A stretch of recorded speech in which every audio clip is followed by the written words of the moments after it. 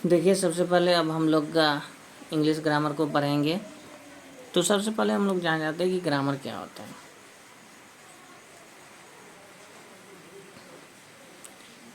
English grammar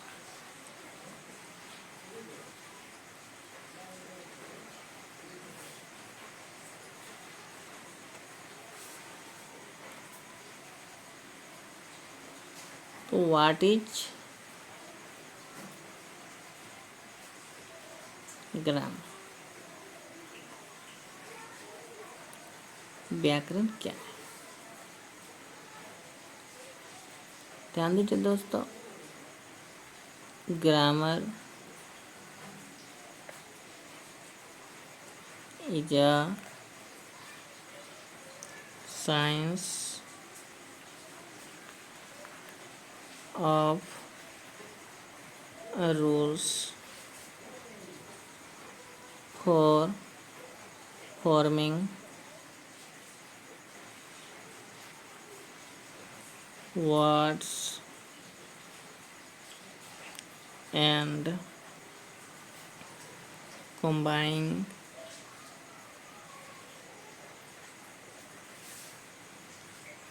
them into sentences।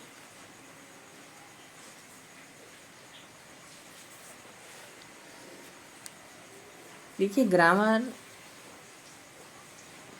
Is a science, grammar is a science of rules. Grammar विज्ञान है नियमों का। Science इसलिए क्योंकि हम जो रूल्स यहाँ पढ़ेंगे, रूल्स को हम क्रमबद्ध एवं व्यवस्थित तरीके से पढ़ेंगे, इसीलिए ग्रामर को साइंस कहा गया है।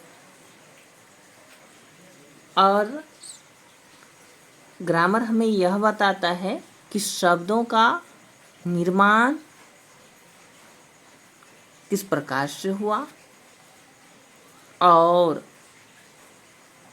वाक्य में उसके प्रयोग के बारे में सीखेंगे, वाक्यों में उसके प्रयोग के बारे में सीखेंगे। अर्थात ग्रामर नियमों का वह विज्ञान है जिसके अंतर्गत हम शब्दों के निर्माण एवं वाक्यों में उसके प्रयोग के बारे में सीखते हैं। अब आते हैं ग्रामर को कितने भाग में बांटा गया।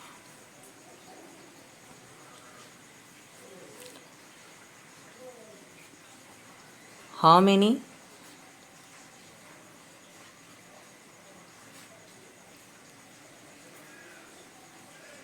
Kinds of grammar.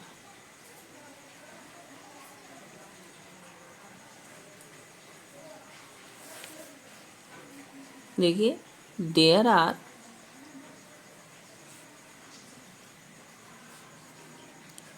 5 kinds of grammar. अंग्रेजी में व्याकरण को 5 भाग में बांटा गया है।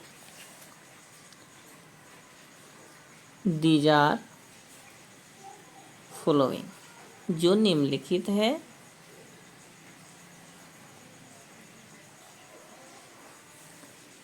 पहला आता है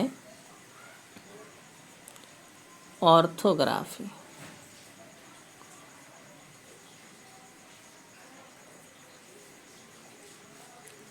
वर्ण विचार।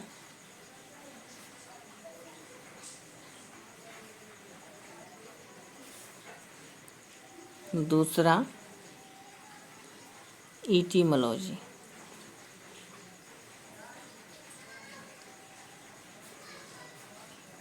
शब्द विचार।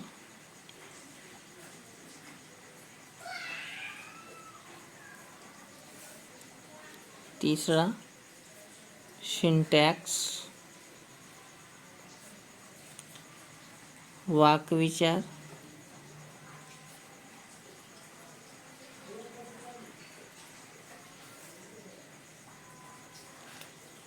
पंचुएशन,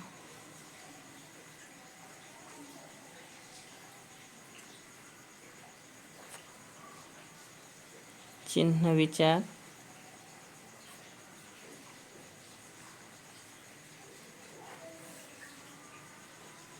पांचवा प्रोसोडी, छंद विचार।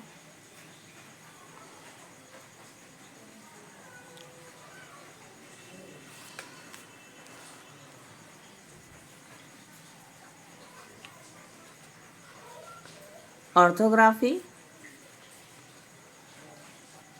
ऑर्थोग्राफी वर्ण विचार, एटिमोलॉजी, शब्द विचार, सिंटैक्स, वाक्य विचार, पंक्चुएशन, चिन्ह विचार और प्रोसोडी छंद विचार।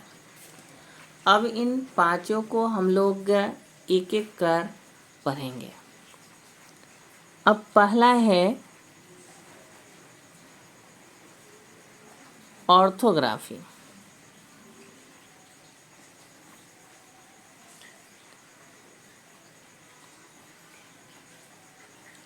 ऑर्थोग्राफी क्या है? Orthography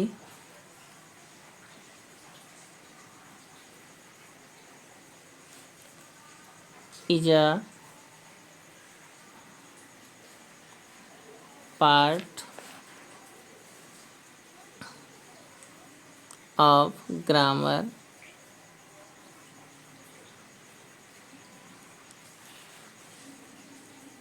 in which we study about the origin of letters and their kinds. Orthography is a part of grammar. Orthography वर्ण विचार ग्रामर का एक भाग है जिसके अंतर्गत इन विच वी स्टडी हम लोग पढ़ते हैं about the origin of letters वर्ण की उत्पत्ति के बारे में और उसके प्रकारों के बारे में पढ़ते हैं। लेटर्स की उत्पत्ति किस प्रकार से हुई है और उसके कौन कौन से प्रकार हैं। वर्णों की उत्पत्ति था वर्ण के प्रकारों के बारे में हम लोग ऑर्थोग्राफी में पढ़ते हैं। तो कह सकते हैं वर्ण विचार व्याकरण का वह भाग है जिसके अंतर्गत हम लोग शब्दों की उत्पत्ति तथा उसके भेदों के बारे में सीखते हैं।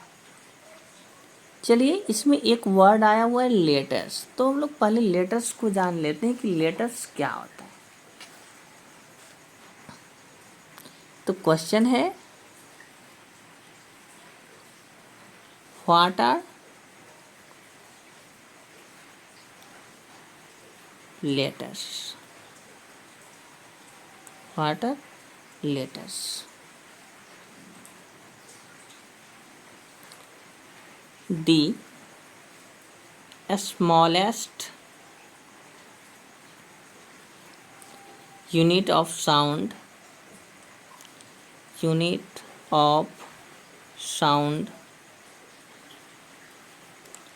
used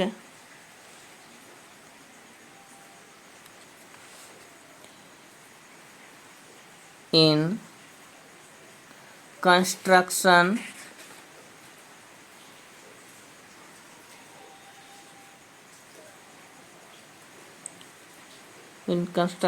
of words are called letters। देखिए वर्ण क्या है? The smallest unit of sound, ध्वनि का वह सबसे छोटा इकाई जिसका प्रयोग हम लोग शब्दों के निर्माण में करते हैं। ध्वनि का वह सबसे छोटा इकाई है जिसका प्रयोग हम लोग शब्दों के निर्माण में करते हैं, उसे ही वर्ण कहा गया है। ठीक, ध्यान दीजिए।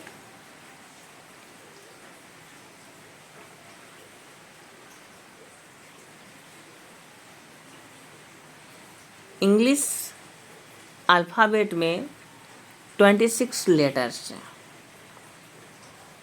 देयर आर 26 letters in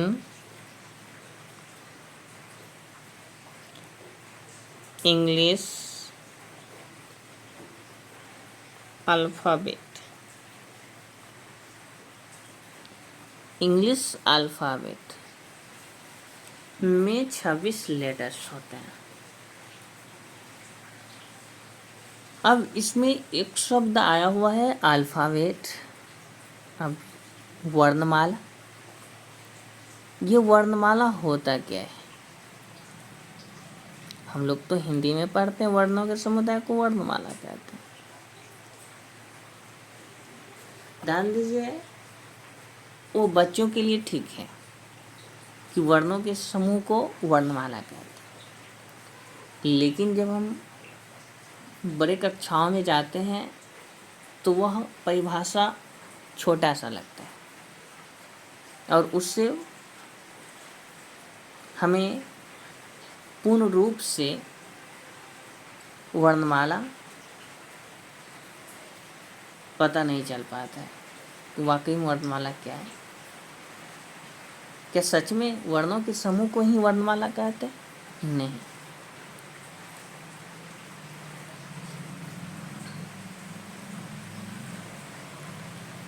तो आइए जानते हैं कि वर्णमाला किसे कहते हैं।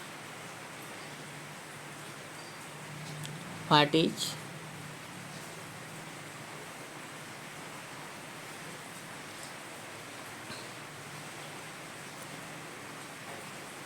Alphabet?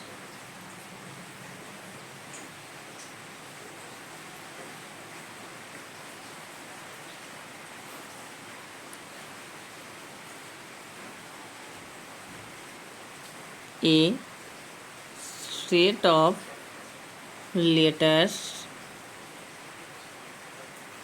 a set of letters used in construction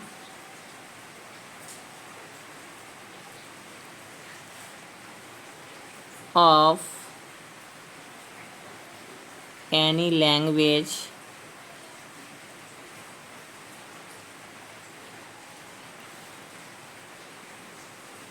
and especially arranged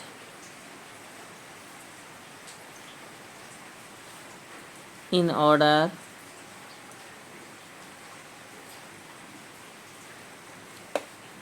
is called alphabet।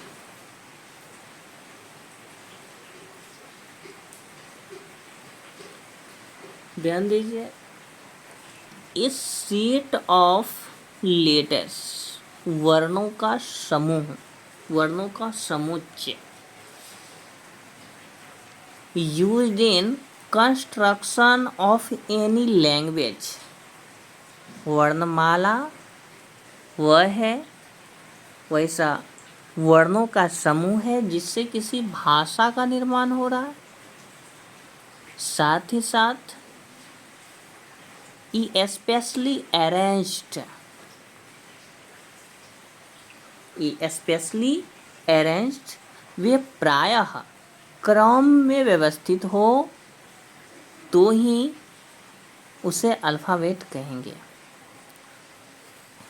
ध्यान दीजिए, क्रम में व्यवस्थित होते हैं, जैसे ए के बाद बी, बी के बाद सी, सी के बाद डी, डी के बाद ई, एफ, ये क्रम में व्यवस्थित है जेड तक। ये इंग्लिश अल्फ़ाबेट के बारे में।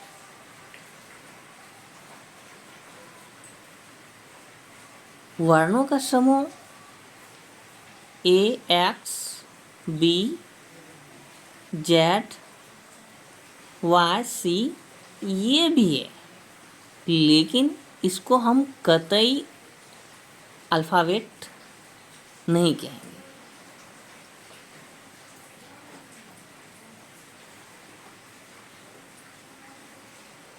चलिए इससे आगे बढ़ते हैं। देखिए, इंग्लिश अल्फ़ाबेट को दो तरीके से लिखा जाता है।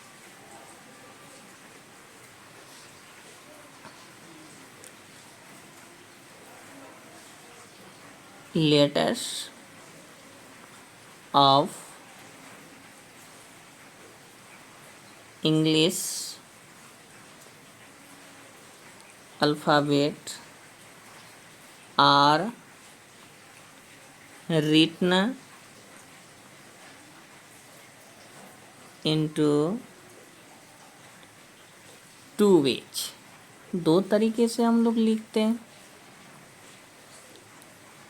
पहला क्या है? कैपिटल लेटर्स,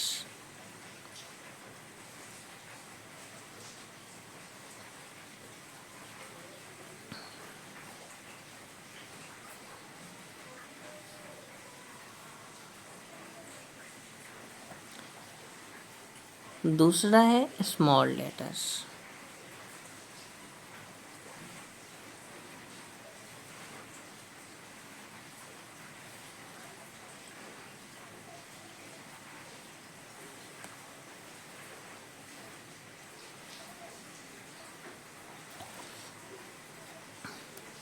इस प्रकार से हम लोग इंग्लिश अल्फ़ाबेट को दो तरीके से लिखते हैं, कैपिटल लेटर्स में और स्मॉल लेटर्स।